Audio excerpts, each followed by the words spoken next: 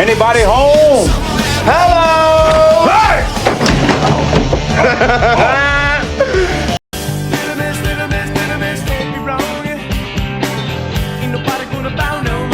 Son-in-Law is a 1993 comedy film directed by Steve Rash that would find some box office success and become known by many as a cult classic. 18-year-old Rebecca Warner, played by Carla Gugino, is the valedictorian of her high school class. Raised on a farm in a small town in South Dakota and dating the popular Travis, played by Dan Gautier, Rebecca has been accepted into a college in Los Angeles, California. Traveling to the school with her parents, Walter and Connie, played by Lane Smith and Cindy Pickett, as well as her younger brother Zach, played by Patrick Renna, the South Dakota family finds itself stunned by the California culture shock. Rebecca, everyone, I'd like you to meet my girlfriend, Lisa. Hi. Hi. Hi.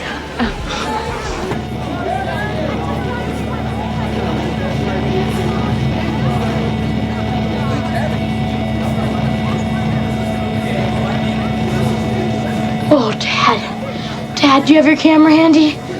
Oh. Her father meets the resident advisor of her co-ed dormitory, Fred Crawl Weasel, played by Pauly Shore. Oh, you have a daughter. Is she hot? What? Don't worry, I'll keep a special eye on her for you. My name's Carl. And I'm the resident advisor. Oh, shit. What? Hey, wait, come back.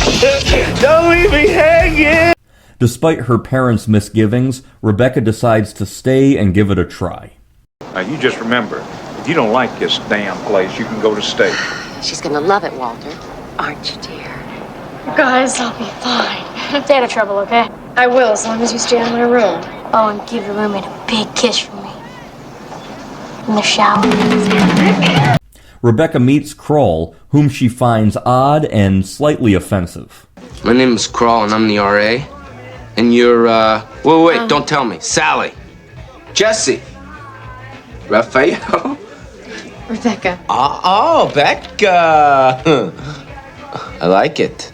So where are you from? South Dakota. Fresh off the farm. Oh my God, I can't believe it. Right across the hallway. Hallelujah.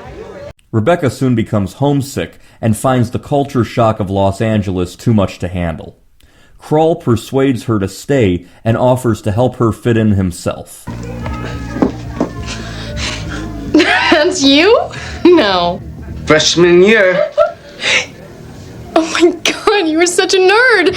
I mean, I'm sorry. Oh, that's Fred. What happened? Becca, I tossed the spectacles. Grew the Duke, guzzled some brew. I don't fit in here. You gotta mingle with the people. Come on, Beck. What have you got to lose? She soon begins to acclimate, getting a new hairstyle and color, dressing differently, and even getting a tattoo of a butterfly on her ankle. After discovering that Crawl has nowhere to go for the holiday break, Becca invites him back home to South Dakota to celebrate Thanksgiving with her family. Carl, this is my family.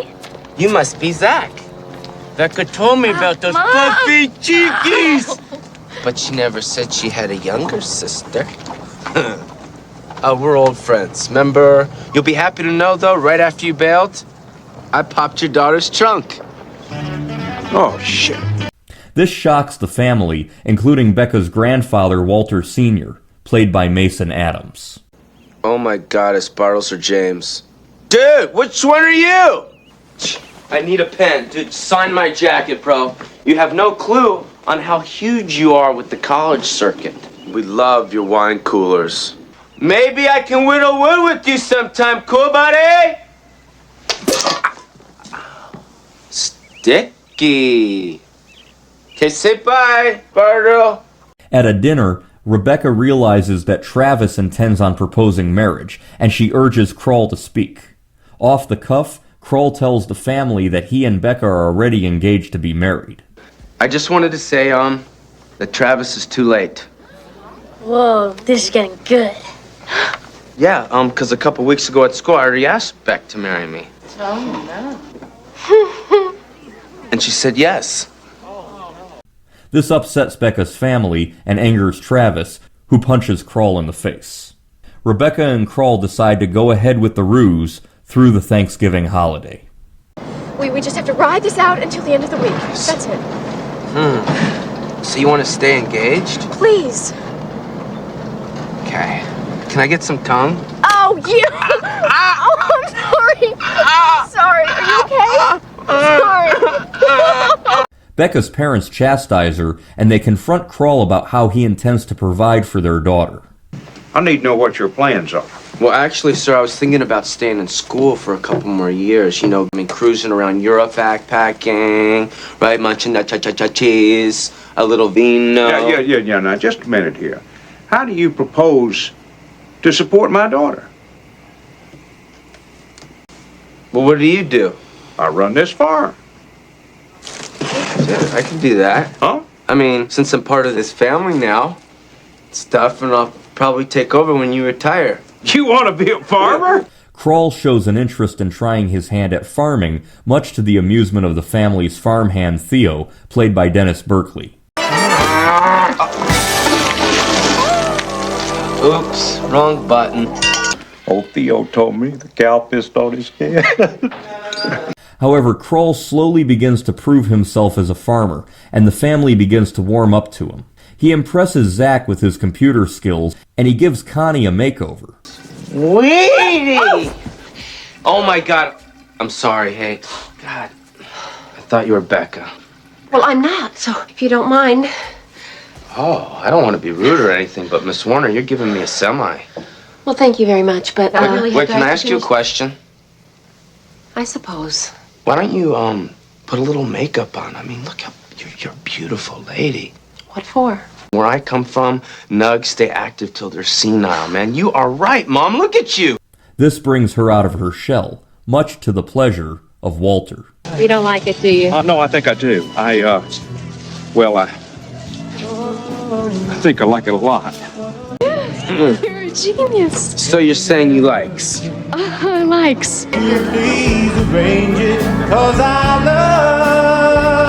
Check out the wood that I created for him. Becca and Kroll run into her high school friend Tracy, played by Tiffany Amber Thiessen. Travis pretends to have a change of heart about Rebecca and Kroll's engagement and offers to throw Kroll a bachelor party. Travis and Theo conspire to drug both Kroll and Tracy to make it look as though they had sex together. I'm sorry. Oh, forget it. It's all a big joke anyway, right? No, not for me. I'm into you. Yeah, until Tracy shows up. You into her too? Listen, As Thanksgiving Day arrives, Kroll must prove his innocence and profess his growing love for Rebecca and the rest of the family. I never should have brought you here in the first place. why did you bring me here, Rebecca? Because it was Thanksgiving and you were alone. You knew Travis was going to propose to you, huh? Please, I felt sorry for you. You needed someone to shield you from Travis because you couldn't even deal with it yourself. It is not true. Have you told anybody the truth? Talk about hypocrites. Ashley Judd auditioned for the role of Rebecca. Carla Gugino already had the butterfly tattoo, so it was incorporated into the script. Kroll was originally named Snake in the first draft of the script. Early in the film, Kroll sings about the Hungry Man TV dinner that he's about to eat. Mason Adams, who plays the grandfather, was a voiceover announcer for Hungry Man at the time this movie was released. Look for Swanson Hungry Man dinners and pot pies in your neighborhood grocer's freezer. Brendan Fraser has a cameo in the film as Link, the character he played in 1992's Encino Man. The original release date was in May 1993. Disney moved it to July 1993 so that teens, the targeted demographic, would be out of school and be more likely to go see it. Disney wanted to offer audiences an alternative to Jurassic Park and Sleepless in Seattle, which were dominating the box office at that time. Son-in-Law was released into theaters on July 2, 1993, and grossed a total of $36.4 million on a budget of just $8 million. This made Son-in-Law a substantial box office success. This movie had some pretty good music on the soundtrack, featuring the hit Brooks and Dunn country song Boot Scootin' Boogie, which reached #1 on the US country charts in 1992. The film also features the Spin Doctors' hit Little Miss Can't Be Wrong, which had reached #17 the year this movie was filmed, in 1992. I first saw this movie when it was released new on video in 1994, as my older sister was a big fan of Pauly Shore. Pauly Shore was really big at that time, and the whole weasel shtick was decently received. Me and you are the combo, dude. Kind of like a chili cheese late night buzz buddy. Rodney, can you answer me one question, bro? Talk to me about this. What is the main reason why you came down to Daytona Beach with moi? Because I lost a bet. Ouch. I always look back and find it amazing that Pauly Shore made it as big as he did, and he did it without the internet. While Encino Man was technically a slightly larger box office hit, I have always considered Son-in-Law Pauly Shore's best and most mainstream box office film. It's a very enjoyable movie, and I've seen it many, many times since the early 1990s. I highly recommend the 1993 comedy hit, Son-in-Law.